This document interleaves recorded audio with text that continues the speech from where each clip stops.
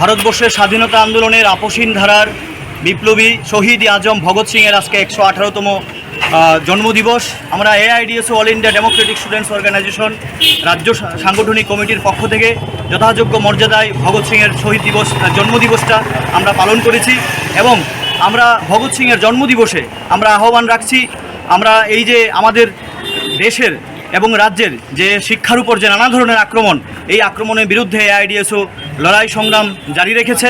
আপনারা জানেন আমাদের রাজ্যের 511টা স্কুল বন্ধ করার সিদ্ধান্ত নিয়েছে সরকার এবং সারা দেশব্যাপী জাতীয় শিক্ষানীতি 2020 যে সর্বনাশা শিক্ষানীতি তা বাতিলের দাবি করছি আমরা।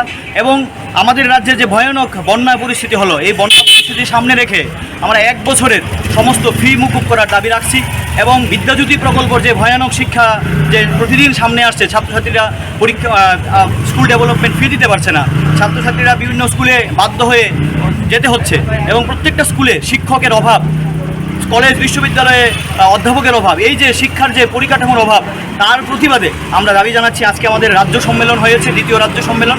এই ভগৎ সিংয়ের জন্মদিবসকে সামনে রেখেই আমরা এই আজকের এই কর্মসূচি। আমি রামপ্রসাদ আচার্য, রাজ্য সম্পাদক।